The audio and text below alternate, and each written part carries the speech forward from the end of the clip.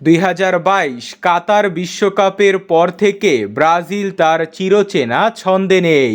তাদের দাপট ও ঐতিহ্য সবই তারা হারিয়েছে। ব্রাজিলকে এখন আর কোনো দল ভয় পায় না।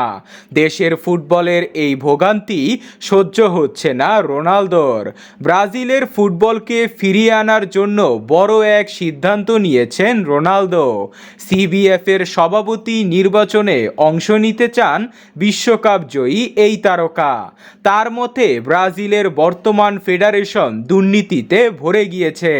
তিনি চান ব্রাজিলের ফুটবলকে ফিরিয়ে আনতে। ব্রাজিলের বিভিন্ন গণমাধ্যমের মতে ব্রাজিলের বর্তমান প্রেসিডেন্ট এর্নালদো রদ্রিগেজের চেয়ে অনেক গুণে এগিয়ে রয়েছেন রোনালদো। জনপ্রিয়তার দিক থেকে শুরু করে ব্রাজিলের সকল ক্লাবের সমর্থন পেয়েছেন তিনি।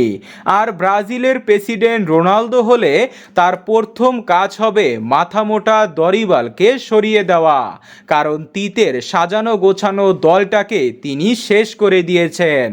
আর তাকে বাদ দিলে আগামী মার্চ মাসে কলম্বিয়া ও আর্জেন্টিনার ম্যাচই হবে তার শেষ ম্যাচ। তার ষড়যন্ত্রে ব্রাজিলের সিনিয়র খেলোয়াড়রা দলে সুযোগ পাচ্ছে না।